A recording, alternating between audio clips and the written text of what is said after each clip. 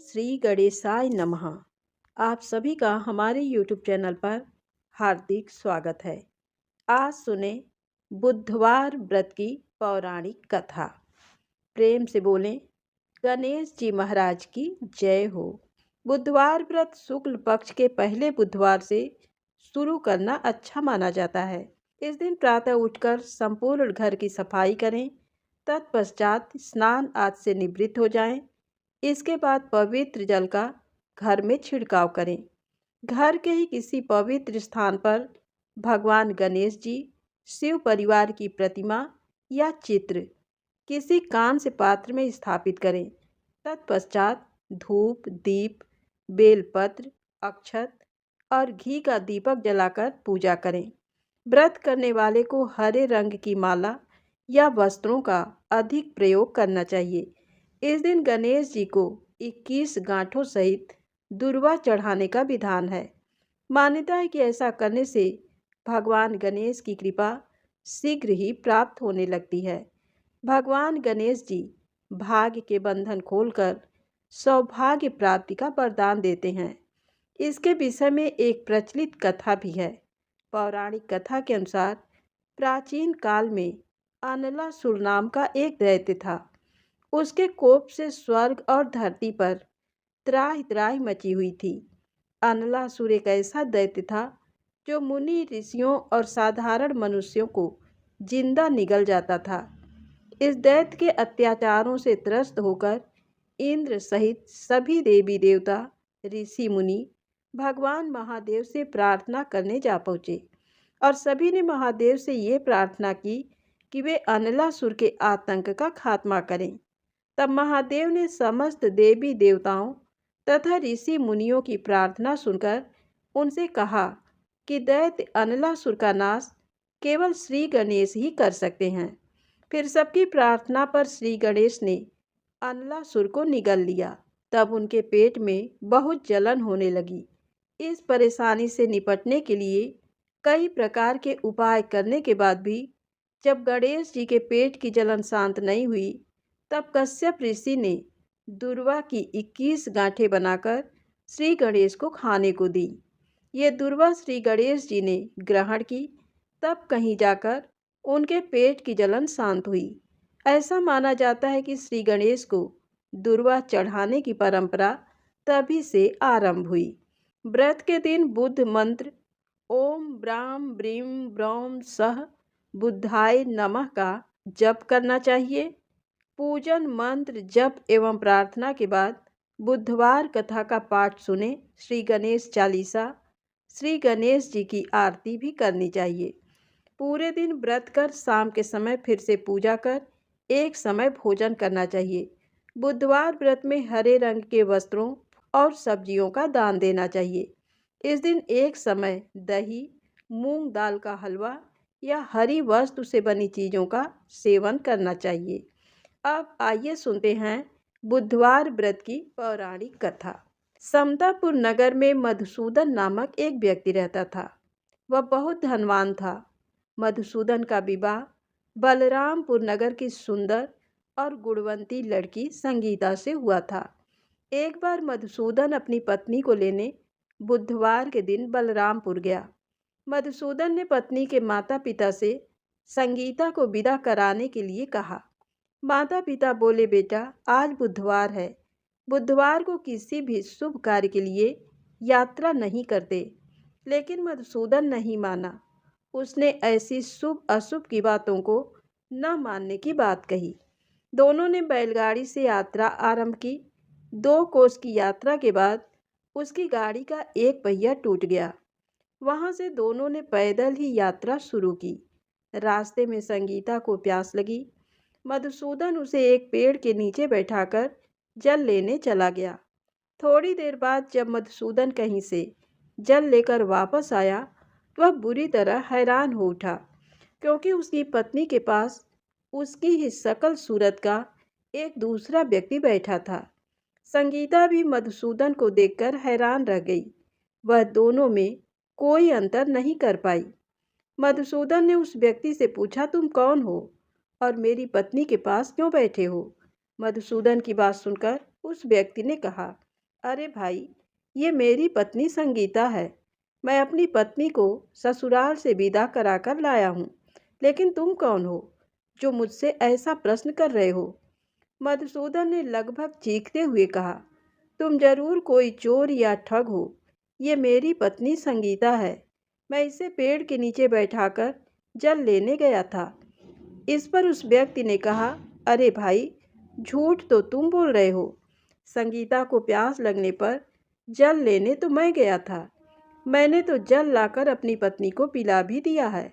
अब तुम चुपचाप यहाँ से चलते बनो, नहीं तो किसी सिपाही को बुलाकर तुम्हें पकड़वा दूंगा। दोनों एक दूसरे से लड़ने लगे। उन्हें लड़ते देख बहुत से लोग वहां एकत्र हो गए। नगर के कुछ सिपाही भी वहां आ गए। सिपाही उन दोनों को पकड़कर राजा के पास ले गए। सारी कहानी सुनकर राजा भी कोई निर्णय नहीं कर पाया। संगीता भी उन दोनों में से अपने वास्तविक पति को नहीं पहचान पा रही थी। राजा ने दोनों को कारागार में डाल देने के लिए कहा।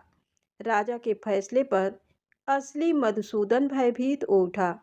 तभी आकाशवाणी हुई, मधुसूदन, तूने संगीता के माता पिता की बात नहीं मानी और बुधवार के दिन अपनी ससुराल से प्रस्थान किया। ये सब भगवान बुद्ध देव के प्रकोप से हो रहा है। मधुसूदन ने भगवान बुद्ध देव से प्रार्थना की कि हे भगवान बुद्ध देव, मुझे क्षमा कर दीजिए। मुझसे बहुत बड़ी गलती हुई। भविष्य में अब कभी बुधवार के दिन यात्रा नहीं करूँगा और सदैव बुधवार को आपका व्रत किया करूँगा। मधुसूदन के प्रार्थना करने से भगवान बुद्ध देव ने उसे क्षमा कर दिया। तभी दूसरा व्यक्ति राजा के सामने से गायब हो गया। राजा और दूसरे लोग इस चमत्कार को देख हैरान हो गए। भगवान बुद्ध देव की इस अनुकंपा से राजा ने मधुसूदन और उसकी पत्नी को सम्मान पूर्वक विदा किया। कुछ दूर चलने पर रास्ते में उन्हें बैलगाड़ी मिल गई। बैलगाड़ी का टूटा हुआ पहिया भी जुड़ा हुआ था। दोनों उसमें बैठकर समतापुर की ओर चल दिए। मधुसूदन और उसकी पत्नी संगीता दोनों बुधवार को व्रत करते हुए आनंद पूर्वक जीवन यापन करने लगे। भगवान बुद्ध देव की अनुकंपा से उनके घर में धन संपत्ति की वर्षा होने लगी। जल्दी ही उनके जीवन में खुशियां ही खुशियां भर गईं। बुधवार का व्रत करने से स्त्री पुरुषों को जीवन में सभी मंगल कामनाएं पूरी होती हैं। तो प्रेम से बोले, गणेश जी महाराज की जय हो। बुद्ध देव भगवान की जय हो। अब आइए सुने गणेश जी महाराज की अगली पौराणिक कथा। एक बार देवी तुलसी विवाह हेतु वर ढूंढने के लिए तीर्थ यात्रा पर निकली थी और ढूंढते ढूंढते वह गंगा किनारे पहुंच गई। उस वक्त गणेश भगवान गंगा किनारे तप कर रहे थे। उन्हें देखते ही देवी तुलसी उन पर मोहित हो गईं और उनके मन में गणेश भगवान से विवाह की इच्छा उत्पन्न हुई। फिर देवी तुलसी ने गणेश जी के पास जाकर उनका ध्यान भंग कर दिया। आंखें खोलने के बाद गणेश भगवान के सामने देवी तुलसी खड़ी थी।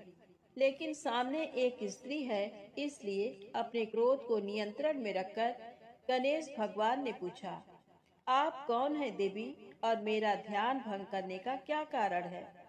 जवाब में देवी तुलसी ने अपने परिचय के साथ गणेश जी से विवाह की बात कर ली। उत्तर में गणेश जी बोले, देवी, मैं ब्रह्मचारी हूँ, उस वजह से मैं विवाह नहीं कर सकता। अपने विवाह प्रस्ताव के लिए ना सुनने के बाद देवी तुलसी क्रोधित हो गईं और उन्होंने गणेश जी को श्राप दे दिया कि उनका ब्रह्मचर्य टूटेगा और उनके 2 विवाह होंगे। इस बात पर गणेश भगवान भयंकर क्रोधित हो उठे, क्योंकि एक तो वह स्त्री है, इसीलिए ध्यान भंग करने पर भी गणेश जी ने कुछ नहीं कहा और इतनी विनम्रता से बात करने पर भी उन्हें श्राप दिया गया। फिर गणेश जी ने भी देवी तुलसी को श्राप दिया कि तुम्हारा विवाह शंखचूर्ण नाम के असुर के साथ होगा। एक देवी होकर भी उनका विवाह एक राक्षस से होगा। ये जानकर देवी तुलसी विचलित हो गईं और विनायक जी से इस कठोर श्राप से मुक्ति दिलाने की क्षमा याचना करने लगी। फिर गणेश जी को तुलसी देवी पर दया आ गई वह बोले कि मेरा श्राप तो बदल नहीं सकता, वह तो सच होकर ही रहेगा, लेकिन अगले जन्म में तुम एक पेड़ बनोगी और भगवान महाविष्णु जी को अत्यंत प्रिय होगी। उनकी पूजा में भी तुम्हारा एक महत्वपूर्ण स्थान होगा और कलयुग के इंसानों को तुम मोक्ष का मार्ग दिखाओगी। लेकिन तुमने मेरा तप भंग किया है और मुझे ब्रह्मचारी होकर भी 2 विवाह का श्राप भी दिया है। इसलिए मेरी किसी भी प्रकार की पूजा में तुम निश्चित होगी। इस प्रकार देवी तुलसी गणेश भगवान की पूजा में निषिद्ध हो गई। तो प्रेम से बोले गणेश जी महाराज की जय हो। अब आइए सुने गणेश जी के विवाह की कथा। गणेश भगवान का मुख हाथी का है और एक दांत टूटा हुआ है। इन्हीं 2 कारणों की वजह से उनका विवाह नहीं हो पा रहा था। इस बात से गणेश महाराज अक्सर नाराज रहा करते थे। एक दिन एक देवता के आग्रह पर विनायक जी उसके विवाह में अपनी उपस्थिति दर्शाने गए थे।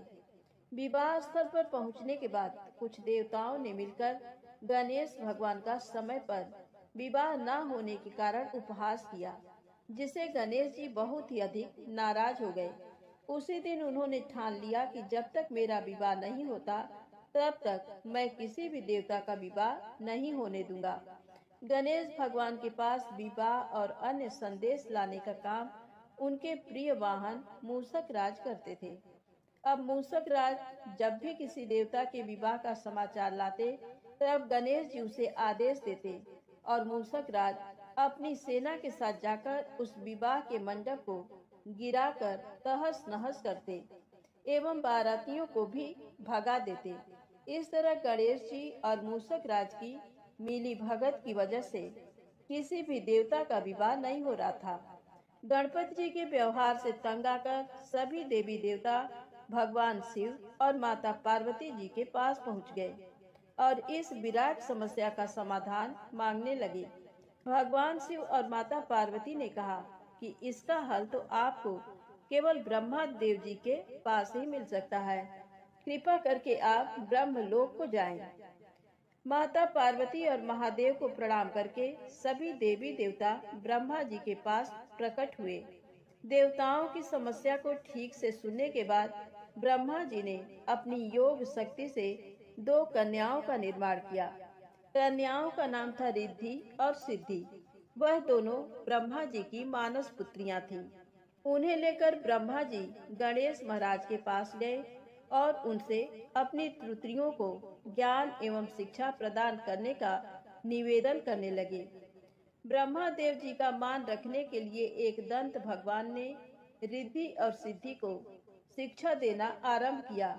फिर उस दिन के बाद से जब भी मूषक राज किसी विवाह की खबर लेकर आते हैं, उस वक्त रिद्धि और सिद्धि गणेश जी को अपनी बातों में उलझाकर रखती थी।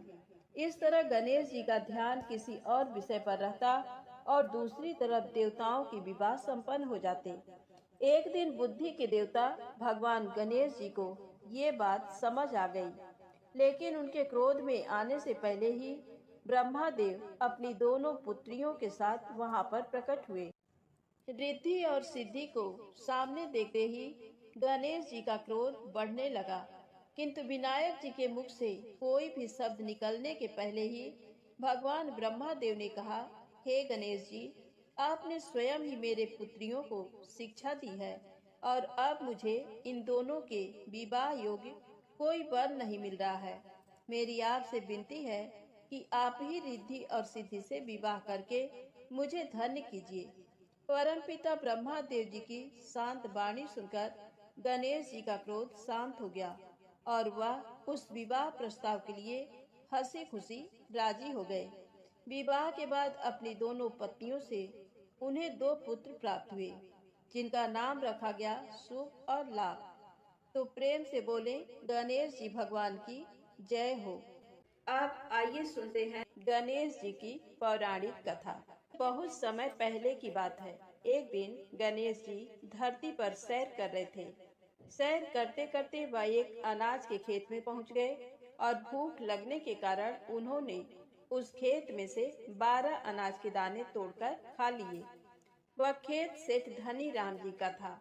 कुछ समय बाद विनायक जी को अपने किए पर पछतावा होने लगा, क्योंकि उन्होंने सेठ जी को बिना पूछे ही उनके खेत से अनाज चुरा लिया था। फिर गणेश जी ने सोचा कि अपने किए बुरे कर्म का प्रायश्चित तो करना ही पड़ेगा। इसीलिए उन्होंने सेठ जी के यहाँ 12 साल के लिए नौकरी करने की ठान ली। उसके बाद अगली ही सुबह विनायक जी 13 से 14 साल के एक लड़के का रूप लेकर नौकरी मांगने के लिए धनी राम सेठ जी के घर पहुंचे और उन्होंने सेठ जी को अपना नाम गणेशा बताया। विनायक भगवान की बुद्धिमानी की परीक्षा लेने के बाद सेठ जी ने खुशी खुशी नौकरी भी दे दी। अब गणेश भगवान एक सामान्य मनुष्य के रूप में सेठ जी के ही घर पर रहने लगे। एक दिन सेठ जी की पत्नी शाम के समय घर का काम खत्म करने के बाद राख से हाथ धोने जा रही थी। ये देख गणेश जी ने सेठानी जी के हाथ पकड़कर जबरदस्ती मिट्टी से हाथ धुलवा दिए। गणेश की इस हरकत से सेठानी आग बबूला हो गई और उन्होंने सेठ जी के कमरे में जाकर गणेश जी की शिकायत कर दी। सेठानी से सब कुछ सुनने के बाद सेठ धनी राम ने गणेशा को बुलाया और इस हरकत का कारण पूछा। गणेश जी बोले कि सेठानी शाम के समय राग से हाथ धो रही थी और ऐसा करने से घर की लक्ष्मी नाराज होकर चली जाती हैं। इसीलिए मैंने उनके हाथ मिट्टी से धुलवाए।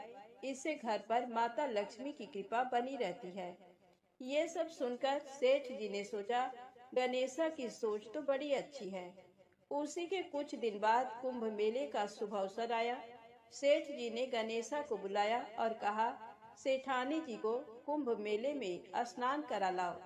अब सेठानी और गणेशा स्नान के लिए मेले में पहुंचे। वहां पहुंचने के बाद सेठानी नदी के किनारे बैठकर नहाने लगी। उन्हें ऐसा करते देख गणेशा दौड़ कर आए और सेठानी जी के दोनों हाथ पकड़कर उन्हें नदी के अंदर लेकर गए। उनसे पानी में डुबकी लगवाई और फिर किनारे पर ले आए। अब गणेशा की इस हरकत से तो सेठानी का गुस्सा 7वें आसमान पर पहुंच गया। सेठानी जी घर आते आते पूरे रास्ते गणेशा को ताने पर ताने मार रही थी, लेकिन गणेश भगवान सब कुछ शांति से सुन रहे थे। घर आते ही सेठानी ने सेठ जी के पास फिर से गणेशा की शिकायत कर दी। सेठ जी ने तुरंत ही गणेशा को बुलाया और पूछा, तुमने ऐसा क्यों किया? गणेश जी बोले, सेठ जी, सेठानी नदी के किनारे बैठकर गंदे पानी से नहा रही थी। मैंने इनको बीच नदी में ले जाकर साफ पानी में डुबकी लगवाई। ऐसा करने से उन्हें अगले जन्म में बहुत बड़ा राजपाट और वैभव मिलेगा। सेठ जी ने सोचा कि गणेशा के विचार कितने अच्छे हैं, मेरे परिवार का भला सोचता है। कुछ दिन बाद सेठ जी के घर पर पूजा थी। पंडित जी आने के बाद सेठ जी ने गणेशा से कहा, जाओ और सेठानी जी को बुला कर लाओ। सेठ जी की आज्ञानुसार गणेश जी सेठानी को बुलाने गए। उस वक्त सेठानी काली चुनरी ओढ़कर कमरे से बाहर आ रही थी। ये देखते ही विनायक जी ने वह काली चुनरी उतारकर फाड़ दी और कहा कि पूजा के लिए लाल रंग की चुनरी ओढ़कर आइए। अब सेठानी बहुत ज्यादा नाराज हो गईं और गणेशा पर चिल्लाने लगी। वो आवाज सुनकर सेठ जी वहां पर भागते हुए आए और पूछा कि क्या हुआ। तब सेठानी बोली, गणेशा ने मेरी चुनरी फाड़ दी। फिर सेठ जी ने भी गणेशा को बहुत डांटा। जवाब में गणेश जी ने कहा कि सेठ जी, पूजा में कभी काला वस्त्र नहीं पहनते, इससे शुभ काम सफल नहीं होते, इसीलिए मैंने ऐसा किया। सेठ जी ने सोचा कि गणेश है तो बहुत ही समझदार। इसी तरह लीला रचाते हुए उसी घर में गणेश जी के 12 साल बीत गए। फिर एक दिन सेठ जी ने नया कारोबार शुरू करने से पहले घर में पूजा रखी थी। पूजा करते करते उनको याद आया कि पूजा की सामग्री में गणेश भगवान की मूर्ति तो है ही नहीं। तब उन्होंने अपने नौकर गणेशा को पूजा घर से भगवान विनायक जी की मूर्ति लाने के लिए कहा। गणेशा बोला कि मुझे ही मूर्ति समझकर पूजा में विराजमान कर लो, आपके सारे शुभ काम सफल हो जाएंगे। ये बात सुनकर सेठ जी गुस्सा हो गए और बोले, गणेशा, तुम अभी तक सेठानी से मजाक करते थे, अब मुझसे भी करने लगे हो। उत्तर में गणेश जी ने मुस्कुराते हुए कहा, नहीं सेठ जी, मैं मजाक नहीं कर रहा, मैं सत्य वचन कह रहा हूँ। इतना कहने के बाद नौकर गणेश ने अपना असली भगवान स्वरूप धारण कर लिया। साक्षात गणेश भगवान को सामने देखते ही सेठ और सेठानी उनके चरणों में लीन हो गए और उन्होंने अपनी पूजा संपन्न कर ली। उसके पश्चात गणेश जी देखते ही देखते अंतर ध्यान हो गए। बाद में सेठ और सेठानी को बहुत पछतावा होने लगा कि स्वयं भगवान हमारे घर नौकरी कर रहे थे और हमने उनके साथ कितना बुरा व्यवहार किया, उनसे बहुत सारा काम कराया। ये सोच सोचकर दोनों दुखी होने लगे। फिर उसी रात सेठ और सेठानी के सपने में गणेश भगवान प्रकट हुए और उन्हें समझाया कि मैंने 12 साल पहले तुम्हारे खेत से 12 अनाज के दाने बिना पूछे तोड़ लिए थे और उसी कर्म का दोष दूर करने के लिए मैं 12 साल से तुम्हारे घर नौकरी कर रहा था। अगले ही दिन से सेठ जी पर गणेश भगवान की माया हो गई। उनका व्यापार दिन दोगुना और रात चौगुनी तरक्की करने लगा।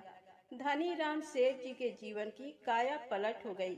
हे गणेश जी महाराज, जैसी माया आपने धनी राम सेठ जी पर की, वैसी ही माया इस कहानी को पढ़ने वाले और सुनने वाले हर एक व्यक्ति पर करना।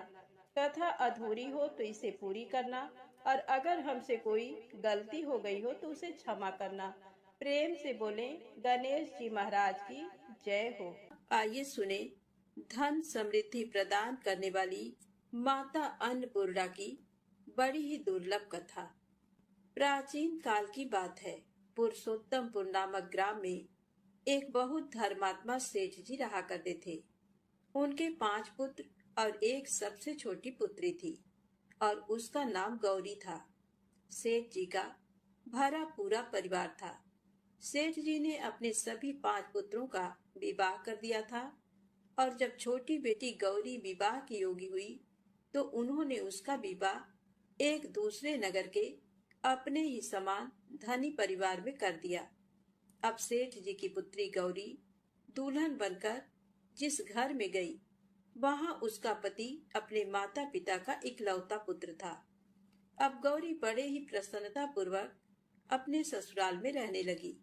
गौरी बड़ी ही सदाचार, गुणवान तथा रूपवती थी। एक दिन की बात है, जब 1.25 महीना हो गया, तब सास ने गौरी को रसोई संभालने के लिए दे दिया। रसोई की सारी बातें समझा दी। गौरी अपने सासू माँ का पांव छूकर रसोई में प्रवेश करती है। तब सास ने कहा, बहू, रोज सुबह जल्दी उठकर पूजा पाठ करके रसोई में प्रवेश करना, फिर खाना बनाना। रोटी बनाते समय पहली रोटी गाय को, अंतिम रोटी कुत्ते को बनाना मत भूलना। इस प्रकार सास ने गौरी को सब कुछ समझा दिया। गौरी 4 लोगों के लिए खाना बनाती है और खाना बनाकर अपने पूरे परिवार को खिलाती है। जब अंत में खुद खाने के लिए बैठी, तब वह देखती है कि उसके लिए तो रोटी बची ही नहीं। अब क्या करे? वह चावल, दाल और सब्जी खाकर पानी पी लेती है। अब जब शाम होती है, तब गौरी ने सुबह से ज्यादा आटा लगाया और रोटी सब्जी बनाकर रख देती है।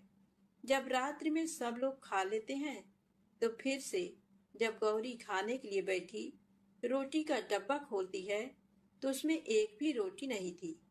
ये देखकर उसे बड़ा ही आश्चर्य होता है कि उसने तो सुबह से भी ज्यादा आटा लगाया था, लेकिन रोटियां बची ही नहीं। अब वह सिर्फ सब्जी खाकर पानी पीकर सो जाती है। अगले दिन फिर उसने कल से 2 गुना ज्यादा आटा लगाया और रोटियां बनाई, लेकिन फिर से उसे रोटी नहीं मिली। सभी रोटियां खत्म हो गई थी। अब उस दिन भी आधे पेट खाना खाकर ही उसे रहना पड़ा। इसी प्रकार गौरी चाहे जितना भी आटा लगाती, रोटियां उसे नहीं बचती। ये हर रोज का काम हो गया था। वह सोचने लगी, आखिर कौन नहीं चाहता कि मैं रोटियां नहीं खाऊं, मेरा पेट ना भरे। गौरी इस आस में आटा ज्यादा गूंथती थी कि किसी न किसी दिन तो उसे रोटियां मिलेंगी, किंतु ऐसा नहीं होता है। ऐसा करते करते वह बहुत कमजोर, दुबली पतली हो गई। तो दोस्तों, ऐसे ही एक दिन की बात है, जब गौरी रसोई में सब्जियां काट रही थी तो गलती से चाकू से उसका हाथ कट जाता है और वह रोटियां नहीं बना पाती। तो उसकी सासू माँ ने कहा, बहू रहने दो, आज मैं रोटियां बना देती हूँ। तो गौरी ने कहा, नहीं सासू माँ, आप आटा लगा दीजिए, मैं रोटियां बना दूंगी। तो दोस्तों, उस दिन सासू माँ ने आटा लगाया और फिर बहू को दे देती है। बहू रोटियां बनाकर तैयार कर देती है। घर के सभी सदस्य रात के समय जब खाना खाने लगते हैं, सब लोग जब खाना खा लेते हैं, तब बारी आती है गौरी की। तो वह बहुत दुखी मन से खाना खाने बैठती है। वह सोचती है, आज तो सासू माँ ने आटा गूंथा है, वह भी बहुत कम। आज तो मेरे लिए रोटियां बची ही नहीं होंगी। ये सोचकर बहू मन ही मन बहुत दुखी होती है। किंतु जब वह रोटी के डब्बे को खोलती है तो उसने देखा कि उसमें 4-5 रोटियां पड़ी हैं। ये देखकर बहू बहुत खुश होती है। अब क्या था, ऐसे ही 7 दिनों तक बहू की सासू माँ ने आटा गूंथा और बहू रोटियां बनाती थी और बहू को रोज रोटियां मिलने लगी। इन 7 दिन बहू ने भर पेट खाना खाया। जब 8वां दिन आया तो बहू का हाथ भी ठीक हो गया था। तब सासू माँ ने कहा कि गौरी बेटा, क्या मैं आज आटा गूंथ दूं या फिर तुम आटा गूंथ लोगी? तब गौरी ने कहा, नहीं माँ, मेरा हाथ अब ठीक हो गया है, मैं आटा गूंथ दूंगी। उस दिन गौरी ने आटा गूंथा और रोटियां बनाई, सबको प्रेम पूर्वक खाना खिलाया। जब उसके खाने की बारी आई तब उसने देखा कि रोटी के डिब्बे में तो रोटी है ही नहीं, पूरा रोटी खत्म हो गया। ये देख बहू गौरी बहुत ही आश्चर्य में पड़ जाती है। वह सोचती है, जब तक सासू माँ ने आटा लगाया तब तक तो मुझे रोटियां मिलती थी, लेकिन जब से मैं आटा गूंथने लगी तो मुझे रोटियां ही नहीं मिलती, जबकि सासू माँ मुझसे बहुत ही कम आटा गूंथती थी। इसके बाद भी पूरा परिवार उसमें खा लिया करता था। ऐसी क्या बात है? ये सारी बातें सोचकर गौरी बहुत ही परेशान हो जाती है और दिन भर दुखी रहती थी। एक दिन की बात है, गौरी के पति ने गौरी से पूछा कि गौरी, तुम इतना उदास क्यों रहती हो? इतना सारा धन संपत्ति सब तुम्हारा ही तो है, तुम्हें रोकने टोकने वाला कोई नहीं है। तुम अपने मन से अपने पसंद का भोजन बनाकर खा सकती हो। तुम दिन प्रतिदिन इतनी कमजोर कैसे होती जा रही हो? गौरी ने लाज और संकोच से अपने पति को कुछ नहीं बताया। तब उसके पति ने सोचा कि शायद उसकी पत्नी को उसके माता पिता की याद आ रही है। इसीलिए अगले दिन गौरी का पति अपने माता पिता से कहता है कि पिताजी, मुझे लगता है कि गौरी को उसके माता पिता की याद आ रही है। मैं उसे उसके मायके ले जाकर सबसे मिलवा लाता हूँ। अपने बेटे की बात सुनकर गौरी के सास ससुर तैयार हो जाते हैं और उसे जाने की अनुमति दे देते हैं और कहते हैं, बेटा, यदि बहू को अपने माता पिता से मिलकर प्रसन्नता होती है तो अवश्य ही तुम उसे उसके मायके ले जाओ। अब गौरी का पति अपने पत्नी को लेकर उसके मायके जाता है। दामाद और बेटी को देखकर उनका बहुत ही आवभगत होता है। तरह तरह के व्यंजन बनाए जाते हैं, खिलाए जाते हैं, बहुत सेवा सत्कार होता है। उसी दिन रात में समय मिलने पर गौरी की माँ ने अपनी बेटी को कोने में ले जाकर पूछा, बेटी, तुम इतनी दुबली पतली कैसे हो गई? तुम तो बहुत ही कमजोर दिख रही हो। क्या बात है? तुम्हें कौन सी बात खाई जाती है? क्या तुम्हारे ससुराल वाले तुम्हारी चिंता नहीं करते, तुम्हें दुख देते हैं, या ऐसी कौन सी बात है जिससे तुम्हारी ये दशा हो गई है? अपनी माँ की बातें सुनकर गौरी अपनी सारी परेशानी, सारी चिंताएं, सब कुछ बताती है। अपनी बेटी की बात सुनकर गौरी की माँ ने कहा, बेटी, हमें लगता है माता अन्नपूर्णा तुमसे नाराज हो गई हैं। इस विषय में तो मैं कुछ नहीं कर सकती, क्योंकि तुम्हारे ससुराल में हमारा बोलने का कोई अधिकार नहीं है। इसीलिए मैं तो कहूंगी कि तुम यहाँ से जाने के बाद इस विषय में अपने सास और ससुर से बात करना, वही कुछ हल बताएंगे और तुम्हारी समस्या का समाधान होगा। बेटी, माँ अन्नपूर्णा जिससे नाराज होती हैं, उसके साथ ऐसा ही होता है। अब अपनी माँ की बातें सुनकर गौरी निश्चय करती है कि वह सारी बातें अपने सासू माँ से कहेगी। अब जब सुबह का समय होता है तो गौरी अपने माता पिता से विदाई लेकर अपने ससुराल आ जाती है। ससुराल आने के बाद वह अपने सास ससुर और पति से सारी बातें कह सुनाती है। वह कहती है, माँ जी, जब से मैंने रसोई संभाला है, मैं खाना बनाती हूँ, तब से मुझे एक भी दिन रोटियां नहीं बचती। मैं बिना खाए ही सो जाती हूँ। किसी किसी दिन पानी पीकर सो जाती हूँ। किसी किसी दिन चावल सब्जी खाती हूँ। रोटी तो मुझे मिलती ही नहीं है। और माँ जी, आपको याद है, मेरा हाथ कटा था, तब आप उस समय आटा गूंथा करती थी, और वह भी बहुत कम। फिर भी मुझे रोटियां बचा करती थी और मैं भर पेट खाना खाती थी। लेकिन अब जब मेरे हाथ का घाव ठीक हो गया, तब से मैं फिर से आटा गूंथने लगी और रोटियां बनाने लगी। अब मुझे फिर से रोटियां नहीं बचती। मैं आधे पेट ही खाना खाती हूँ। अपनी बहू की बातें सुनकर सास को सब कुछ समझ में आ गया।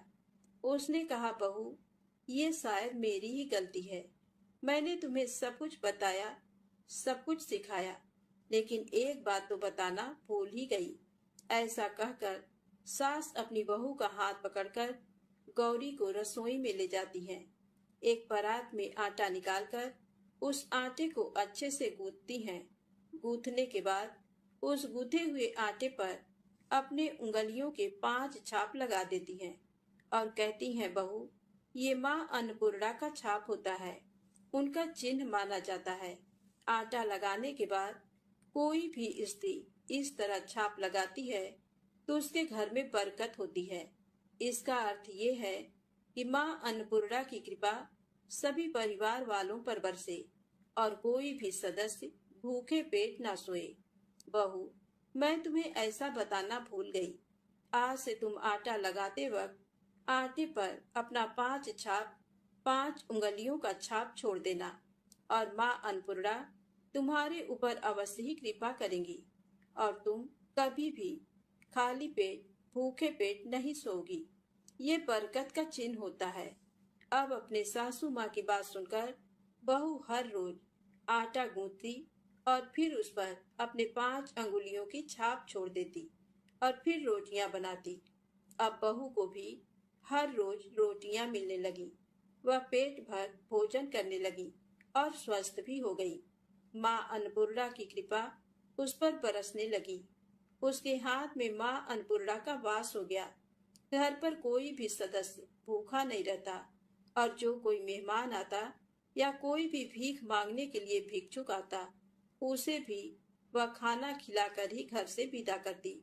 इस प्रकार बहू के ऐसा करने से उसके घर में बरकत होने लगी, अन्न की वर्षा होने लगी। तो दोस्तों, आटे को कूद कर उस पर 5 उंगलियों का छाप लगाना हमारी पुरानी परंपरा है। ये माता लक्ष्मी और अन्नपूर्णा माता का चिन्ह माना जाता है। ऐसा करने से माता अन्नपूर्णा सदा प्रसन्न रहती हैं और घर वालों पर अपनी कृपा दृष्टि बनाए रखती हैं। हमारे पूर्वजों से लेकर अब तक ये परंपरा चली आ रही है। सभी माताएं बहनें अपने 5 अंगुलियों की छाप आटे पर अवश्य ही लगाती हैं और माँ अन्नपूर्णा से प्रार्थना करती हैं कि सबका पेट भरना, सबका कल्याण करना और घर में अन्न धन की वर्षा करना। तो प्रेम से बोले, अन्नपूर्णा माता की जय हो। एक तपसी था और एक लपसी था। तपसी तो भगवान की तपस्या करता और लपसी रोज 1.25 सेर की लपसी बनाता, भोग लगाता, घंटी बजाता और जीम लेता। एक दिन दोनों में झगड़ा हो गया।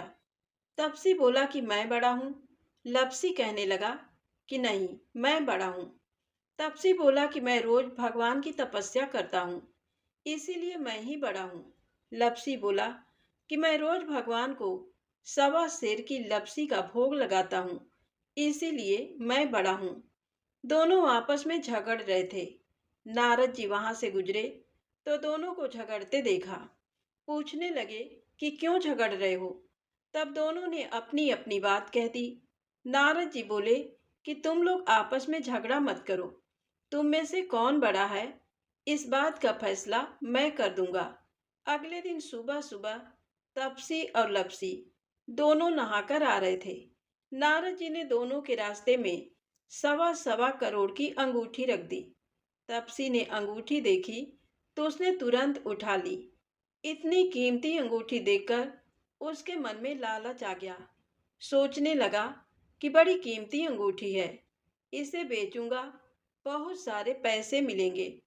उन पैसों से एक बहुत बड़ा यज्ञ करूंगा और अपने आप को बड़ा साबित कर दूंगा। उधर लपसी ने अंगूठी देखी तो सोचने लगा, अरे किसी की कीमती अंगूठी गिर गई है। लेकिन उसने अंगूठी को हाथ तक नहीं लगाया। सोचने लगा कि कहीं मैंने उठा ली तो चोर डाकू मेरे पीछे पड़ जाएंगे, कहीं मुझे मार दिया तो। वह तो रोज की तरह सवा सेर की लपसी बनाई, भगवान को भोग लगाया, घंटी बजाई और जीम लिया। थोड़ी देर में नारद जी वहां पर आए। दोनों कहने लगे कि बताओ नारद जी, हम दोनों में से कौन बड़ा है। तो नारद जी बोले कि दोनों खड़े हो जाओ। दोनों खड़े हो गए। जैसे ही दोनों खड़े हुए, तपसी के पैर के नीचे से अंगूठी निकली, जो उसने तपस्या करते टाइम अपने पैर के नीचे छुपा ली थी। तो नारद जी तपसी से बोले कि इतनी तपस्या कर ली तूने, पर तेरे मन का लालच अभी तक नहीं गया। जा, अब तुझे तेरी तपस्या का भी कोई फल नहीं मिलेगा। इतना सुनना था कि तपसी तो जोर जोर से रोने लगा। रोते रोते नारद जी के पैरों में गिर गया। बोला, महाराज दया करो और बताओ कि मुझे मेरी तपस्या का फल कैसे मिलेगा।